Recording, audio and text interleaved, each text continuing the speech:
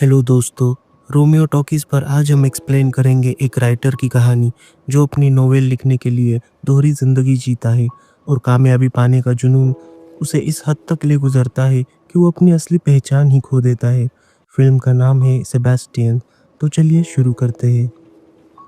Film की शुरुआत में हमें मैक्स को दिखाते हैं। वो 25 साल का है और वो एक गे है।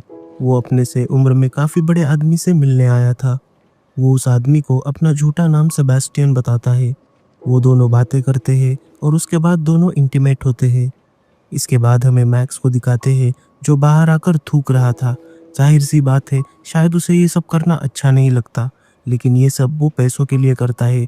इस काम के उसे अच्छे खासे पैसे मिलते हैं। इसके बाद वो घर आता है और अपने लैपटॉप में हर उस पल को लिखता है जो उसने उस आदमी के साथ बिताए थे। यहाँ हमें पता चलता है कि मैक्स ये सब सिर्फ पैसों के लिए नहीं करता। वो लोगों के साथ वक्त बिताकर उन लम्हों को कहानी स्वरूप लिखता है। मैक्स एक राइटर है और वो वॉल्ट मैगजीन नाम की एक कंपनी के लिए शॉर्ट स्टोरीज लिखता है। ऑफिस जाने पर मैक्स की बॉस उसे ईस्टर्न एलिस नाम के एक राइटर का इंटरव्यू करने का काम देती है। मैक्स के लिए ये एक बहुत बड़ा मौका था। ऑफिस के कई सारे दूसरे लोग भी ये काम करना चाहते थे, लेकिन ये मौका मैक्स को दिया जाता है। ईस्टर्न एलिस एक मशहूर गे राइटर है और मैक्स के लिए बड़ा इंस्पिरेशन भी, क्योंकि मैक्स भी एक गे है। मैक्स की बॉस को लगता है कि एक क्वेयर राइटर ही एक क्वेयर राइटर को अच्छे से समझ सकता है। काम के बाद मैक्स जिम जाता है। वो अपने आप को हमेशा फिट रखता है ताकि वो हमेशा अच्छा दिख सके। इसके बाद वो अपनी कुछ तस्वीरें मोबाइल में खींचता है और उन्हें ड्रीमी गाइज नाम के एक वेबसाइट पर अपलोड करता है। ड्रीमी गाइज एक क्वेयर वेबसाइट है जहाँ पर लोग पैसों के बदले सर्विस प्रोवाइड करते हैं। इसके बाद हमें मैक्स को दिखाते हैं जो अपनी फ्रेंड एमना के साथ अपने काम के बारे में डिस्कस करता है। वो अपने काम से खुश नहीं है। उसे डर है कि कहीं वो सारी ज़िंदगी मैगजीन के लिए बस शॉर्ट स्टोरीज ना लिखता रह जाए। उसके हिसाब से जितने भी फेमस राइटर्स हैं उन्होंने अपनी पहली नोवेल बहुत कम उम्र में ही पब्लिश कर दी थी और उसके लिए ऑलरेडी बहुत लेट हो गया है। वो भी उनकी तरह ही जल्दी से जल्दी कामयाबी पाना चाहता है। उनकी तरह ही एक अच्छी नोवेल लिखना चाहता है। रात को जब मैक्स घर पर होता है तभी उसे ड्रीमी गाइड साइट से क्लाइंट का मैसेज आता है। क्लाइंट से मिलने के लिए वो अच्छे से रेडी होता है। वो क्लाइंट के सामने एकदम परफेक्ट दिखना चाहता है ताकि वो उसे पसंद कर सके। जाते वक्त उसको उसके माँ का कॉल आता है, लेकिन वो उस कॉल को अवॉइड करता है। उसके ज़्यादातर क्लाइंट्स उम्र में काफ़ी बड़े बूढ़े होते हैं। उनके साथ इंटीमेट होने के लिए कभी कभी उसे वाइग्रा खाना पड़ता है ताकि उसका मूड बना रहे। फिर वो सेबेस्टियन बनकर डैनियल नाम के एक आदमी से मिलता है। डैनियल भी मैक्स से उम्र में काफ़ी बड़ा है। वो न्यूयॉर्क से यहाँ बिजनेस के सिलसिले में आया था। उसकी न्यूयॉर्क में एक फैमिली भी है। वो भी मैक्स की तरह ही दोहरी जिंदगी जीता है। मैक्स को उसका घर बहुत अच्छा लगता है। थोड़ी देर बाद दोनों इंटीमेट होते हैं। डैनियल को मैक्स की सर्विस बहुत अच्छी लगती है। वो मैक्स के साथ काफ़ी सारी बातें शेयर करता है। इसके बाद हमें दिखाते हैं कि मैक्स डैनियल के साथ बिताए लम्हों को कहानी में तब्दील कर अपने ऑफिस के कलीग्स को पढ़कर सुनाता है। सबको उसका लिखा ड्राफ्ट बहुत अच्छा लगता है। वो उसके राइटिंग की बहुत तारीफ भी करते हैं। ये कहानी एक सेबेस्टियन नाम के एस्कॉट की होती है जो पैसों के बदले लोगों को सर्विस प्रोवाइड करता है, लेकिन वो अपनी दोहरी जिंदगी उसके क्लाइंट से ज़्यादा डिग्निटी के साथ जीता है। मैक्स सबसे झूठ कहता ही कि उसने ये कहानी लिखने के लिए रियल सेक्स वर्कर्स के साथ इंटरव्यू किया है। फिर हमें दिखाते हैं कि मैक्स को ड्रीमी गाइड से एक क्लाइंट का मैसेज आता है, लेकिन वो मिलने से पहले मैक्स का चेहरा देखना चाहता था। मैक्स ने साइट पर सिर्फ अपने बॉडी पिक्स ही डाले हुए थे। वो ये काम हमेशा छुप कर करता था, इसलिए वो नहीं चाहता कि उसकी असली आइडेंटिटी कभी रिवील हो। लेकिन इस बार क्लाइंट के मांगने पर वो बहुत हिम्मत करके अपने कुछ फोटोज क्लाइंट के साथ शेयर करता है। इसके बाद हमें दिखाते हैं मैक्स एक पब्लिशर से जाकर मिलता है जिसे उसने अपने नोवेल के लिखे हुए कुछ ड्राफ्ट्स भेजे थे। नोवेल एक नए जनरेशन के सेक्स वर्कर सेबेस्टियन पर आधारित है जो लोगों को मिलने के लिए टेक्नोलॉजी का इस्तेमाल करता है। पब्लिशर को भी मैक्स की लिखी राइटिंग बहुत अच्छी लगती है। वो लोग अगले साल तक उसकी लिखी नोवेल को पब्लिश करने का डिसाइड करते हैं, लेकिन नोवेल अभी तक पूरी तैयार नहीं है। उसे पूरा करने के लिए मैक्स को अभी बहुत रिसर्च, बहुत सी राइटिंग करनी बाकी है। पब्लिशर नहीं चाहती कि मैक्स लिखने में कोई जल्दबाजी करे। पब्लिशर उसे सजेस्ट करती है कि वो उस नोवेल को इस तरह से लिखे जैसे कि ये किसी की सच्ची कहानी हो, लेकिन मैक्स ऐसा नहीं चाहता। वो ये नहीं चाहता कि लोग जब ये कहानी पढ़े तो उन्हें लगे कि ये कहानी शायद मैक्स की हो सकती है। इसके बाद मैक्स अपनी फ्रेंड एमना के साथ एक क्वेयर क्लब जाता है। उसकी फ्रेंड एमना भी एक लेस्बियन है। वहाँ पर मैक्स को एक लड़का पसंद आता है। दोनों मिलकर अच्छा समय बिता रहे थे। तभी मैक्स को उसके क्लाइंट का मैसेज आता है। मैक्स उस लड़के को वहीं छोड़ क्लाइंट से मिलने के लिए चला जाता है। क्लाइंट से मिलके आने के बाद वो अपनी स्टोरी लिखता है और अपनी फ्रेंड एमना को पढ़ने के लिए भेज देता है। उसकी फ्रेंड को लगता है कि कहानी में बहुत सारी चीजें रिपीट हो रही है। हर बार सेबेस्टियन कैरेक्टर बूढ़े लोगों से मिलता है और उनके साथ वक्त बिताकर इंटीमेट होता है। वो सजेस्ट करती है कि सेबेस्टियन को अब किसी अलग सिचुएशन में डालना चाहिए। वो देखना चाहती है कि वो अलग सिचुएशन में किस तरह से रिएक्ट करेगा। वो मैक्स को सजेस्ट करती है कि उसे सेबेस्टियन के अंदर की शर्म देखनी चाहिए। सेबेस्टियन ने शर्मिंदगी को महसूस करना चाहिए ताकि उन्हें नोवेल में अलग वैरायटी पढ़ने को मिले। एमना ने भी कुछ लिखा होता है और वो सबमिट करने से पहले वो मैक्स से उसका रिव्यू करने को कहती है। मैक्स फिर से सेबेस्टियन बनकर एक क्लाइंट से मिलने जाता है। वहाँ पर वो देखता है कि वहाँ और भी लोग मौजूद थे। वो पूरे ग्रुप के साथ मिलकर इंटीमेट नहीं होना चाहता था। वो वहाँ से जाने लगता है, लेकिन जिसने उसे बुलाया था उसके रिक्वेस्ट करने पर वो रुक जाता है। वहाँ पर सब लोग ड्रग्स ले रहे थे। मैक्स भी उनके साथ मिलकर ड्रग्स लेता है। उसके बाद वो अपना होश खो देता है। वो जब उठता है तब वो अपने घर पर था। वो कितनी देर सोया था उसे कुछ याद नहीं। उठने के बाद उसे एहसास होता है कि ड्रग्स लेने की वजह से वो पूरा एक दिन सोया था। आज ऑफिस में उसकी बहुत इंपॉर्टेंट मीटिंग थी, वो भी उसने मिस कर दी थी। उसके बहुत सारे काम पेंडिंग रह जाते हैं। ना तो उसने किसी को उसके ऑफिस ना आने के बारे में इन्फॉर्म किया था और ना ही किसी को पता था कि वो कहाँ है। उठने के बाद वो अपने मोबाइल पर सबके मैसेजेस देखता है और जल्दी जल्दी वो अपने पेंडिंग काम घर से करने लगता है। सारे पेंडिंग काम हो जाने के बाद वो अपनी नोवेल पर काम शुरू करता है। कल उसने क्या क्या किया था उन चीज़ों को याद कर वो अपने लैपटॉप में उस स्टोरी को लिखने लगता है। जिन क्लाइंट से वो कल मिला था वो लोग लॉयर्स थे। हर महीने छुपकर वो लोग इस तरह के मज़े करते थे। सब लोग बहुत ज़्यादा नशा करते हैं और नशे की हालत में ही सब एक दूसरे के साथ इंटीमेट होते हैं।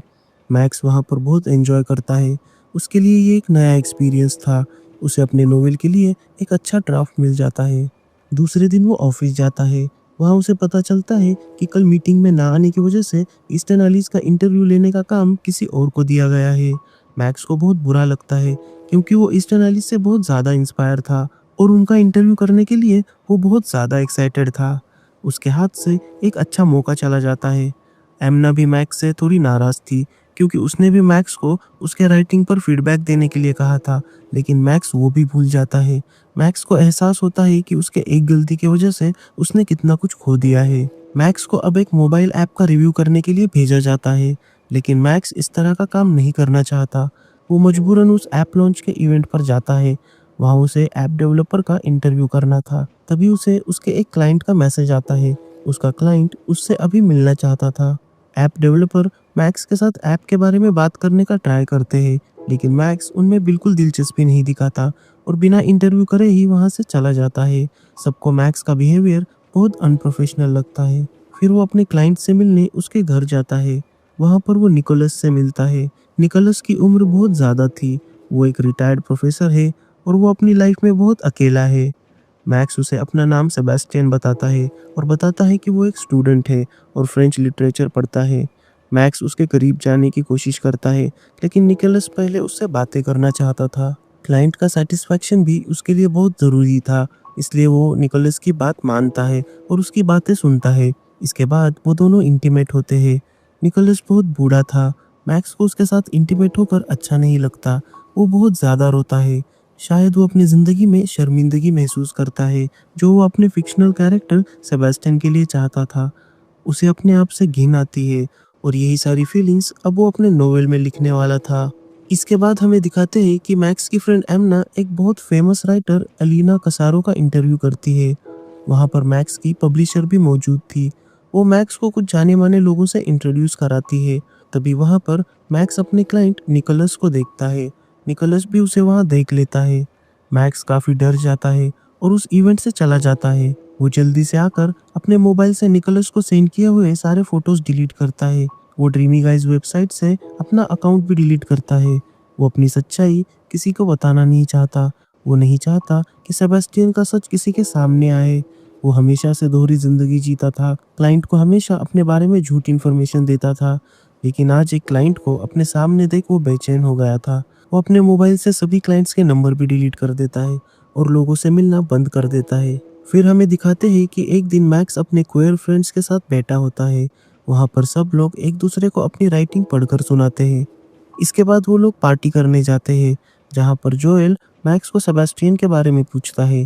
सेबास्टियन का नाम सुनते ही मैक्स अनकंफर्टेबल हो जाता है, लेकिन जोएल उसे सिर्फ उसके नोवेल के बारे में पूछ रहा था। मैक्स उसे बताता है कि वो कहानी अब आगे बढ़ नहीं रही। उसे पता नहीं कि आगे कहानी में क्या होगा। बातें करते करते मैक्स और जोएल एक दूसरे के करीब आ जाते हैं और फिर एक दूसरे के साथ इंटीमेट होते हैं। दूसरे दिन मैक्स अपने परिवार से मिलने दूसरे शहर जाता है। वहाँ उसकी माँ उसे बताती है कि उन्होंने मैगजीन में आई उसकी एक स्टोरी पढ़ी है जो उन्हें बहुत अच्छी लगी। वो मैक्स के लिए बहुत चिंतित रहती है। उन्हें कहीं ना कहीं ये अंदाज़ा होता है कि इन कहानियों के पीछे कुछ ना कुछ सच्चाई है, लेकिन मैक्स उन्हें बताता है कि ये बस काल्पनिक कहानियाँ हैं। लेकिन उन्हें पता होता है कि कल्पनाओं का इजाद भी किसी सच्चाई से टकराकर होता है। मैक्स की माँ बताती है कि हर चीज़ को लिखना ज़रूरी नहीं होता। कुछ पर्सनल चीज़ें हमें अपने आप तक ही रखनी होती है, क्योंकि वो बहुत पर्सनल होती है। मैक्स उन्हें बताता है कि वो फ़िलहाल अपने काम पर बहुत ज़्यादा फोकस कर रहा है, क्योंकि उसे लगता है कि जल्दी उसे मैगज़ीन में परमानेंट जॉब मिल सकती है, क्योंकि अभी वो एज अ फ्रीलांसर काम करता था। इसके बाद हमें दिखाते हैं कि मैक्स जब ऑफिस जाता है तब उसकी बॉस उसे बताती है कि अब ऑफिस में फ्रीलांसर्स के लिए कोई भी काम नहीं है। तो फिलहाल मैक्स के लिए उनके पास कोई भी काम नहीं होता।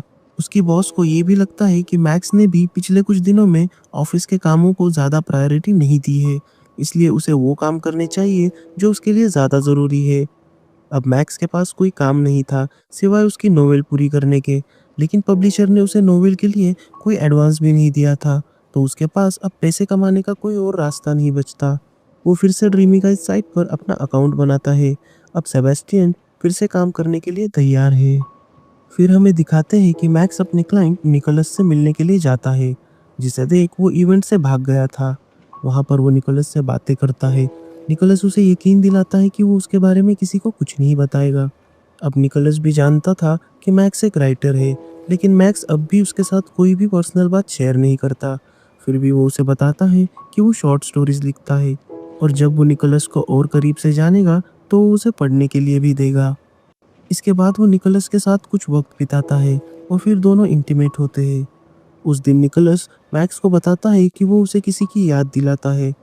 इसके बाद हमें दिखाते हैं कि मैक्स अपनी नोवेल पर काम कर रहा है और वो निकोलस के साथ बिताए हुए उन लम्हों को कागज़ पर उतारता है। अब कुछ दिन बीत जाते हैं। उसकी नोवेल का काम चल ही रहा था। इसके लिए उसका फोटोशूट होता है। अपनी नोवेल के लिए मैक्स अब कई बार निकोलस को मिलकर उसके साथ समय बिताने लगता है। मैक्स को बुक्स को लेकर बहुत नॉलेज होती है। लिटरेचर के ऊपर उसके ओपिनियन सुन निकोलस बहुत इम्प्रेस होता है। उसे समझ नहीं आता कि उसके जैसा होनहार लड़का ये सब क्यों करता है, लेकिन मैक्स उसे बताता है कि राइटिंग से उसे इतने पैसे नहीं मिलते, इसलिए वो पैसों के लिए ये सब करता है। लेकिन निकोलस के लिए इस बात पर यकीन करना थोड़ा मुश्किल था। उसे लगता है कि इसकी कोई और भी वजह हो सकती है, लेकिन मैक्स उसे कुछ नहीं बताता। रात को निकोलस मैक्स के साथ अपने लाइफ की बहुत सारी बातें शेयर करता है। वो उसे बताता है कि किस तरह से वो अपने पार्टनर से मिला था, किस तरह से दोनों ने साथ में 29 साल बिताए, और फिर किस तरह एक दिन वो अचानक ये दुनिया छोड़कर चला गया। उसके पार्टनर के गुजर जाने के बाद वो बहुत अकेला पड़ गया था। वो बहुत इमोशनल हो जाता है। तभी उसे याद आता है कि अब मैक्स का जाने का वक्त हो गया, लेकिन मैक्स रात को उसके साथ रुकना चाहता है। निकोलस उसे कहता है कि वो पूरी रात के लिए उसे अफोर्ड नहीं कर सकता, लेकिन मैक्स उसे बताता है कि वो इससे उसके पैसे नहीं लेगा। वो खुद उसके साथ रात को वहाँ रुकना चाहता है, और वो रात निकोलस के घर पर ही बिताता है। इसके बाद हमें दिखाते हैं कि मैक्स अपने पब्लिशर के साथ मीटिंग कर रहा होता है। वहाँ उसके नोवेल को लेकर डिस्कस करते हैं। नोवेल के अंदर मैक्स ने निकोलस के कैरेक्टर को जोनाथन नाम दिया था। पब्लिशर को लगता है कि नोवेल में सेबेस्टियन और जोनाथन के रिश्ते में एक रोमांटिक मोड़ आया है, और वो नहीं चाहती कि नोवेल एक बूढ़े आदमी के साथ की लव स्टोरी बने, इसलिए वो इस पार्ट को नोवेल में नहीं रखना चाहती। लेकिन मैक्स के लिए नोवेल का ये हिस्सा बहुत अहम था। उसे लगता है कि कहानी का ये हिस्सा एक एस्कॉर्ट और उसके क्लाइंट के बीच के रिश्तों को दर्शाता है। सेबास्टियन के कैरेक्टर को नया मीनिंग देता है और उसके अपने काम के प्रति वफादारी को दिखाता है। लेकिन पब्लिशर ये नहीं चाहती। वो चाहती है कि नोवेल जिस तरह से शुरू हुई थी उसी दिशा में आगे बढ़े। मैक्स को मजबूरन उसकी बात माननी पड़ती है। मैक्स अपने कहानी के साथ साथ दोहरे जिंदगी में भी खोया जा रहा था। वो एक तरह से सेबास्टियन को अपने अंदर महसूस कर रहा था। वो अपनी नोवेल को रियल में जी रहा था। उसे समझ नहीं आता कि उसका निकोलस के साथ क्या रिश्ता है, वो उसके लिए क्या महसूस करता है। वो एक दिन निकोलस को बता देता है कि काम की वजह से अब वो उसे जल्दी मिल नहीं पाएगा। अब नोवेल में निकोलस की कोई कहानी नहीं होनी थी, तो मैक्स को लगता है कि अब उसका निकोलस से दूर रहना ही ठीक होगा। इसके बाद मैक्स अपने दूसरे क्लाइंट डैनियल से मिलने के लिए दूसरे शहर ब्रजल्स जाता है। वहाँ पर वो डैनियल के साथ एक होटल में रुकता है। डैनियल मैक्स को डिनर पर ले जाता है। मैक्स वहाँ बहुत ज़्यादा वाइन पी लेता है। इसके बाद वो दोनों अपने कमरे में आते हैं। अब डैनियल मैक्स के साथ इंटीमेट होने लगता है, लेकिन आज मैक्स का मूड नहीं था। वो डैनियल से कहता है कि आज वो बहुत थक गया है और सुबह तक कुछ ना करने के लिए उसे कहता है। तब डैनियल उसे याद दिलाता है कि उसने उसे इस काम के लिए पैसे दिए हैं। अब मैक्स के पास कोई चारा नहीं था। वो ना चाहते हुए भी खुद को डैनियल को सौंप देता है और डैनियल अपने पैसों की कीमत वसूलता है।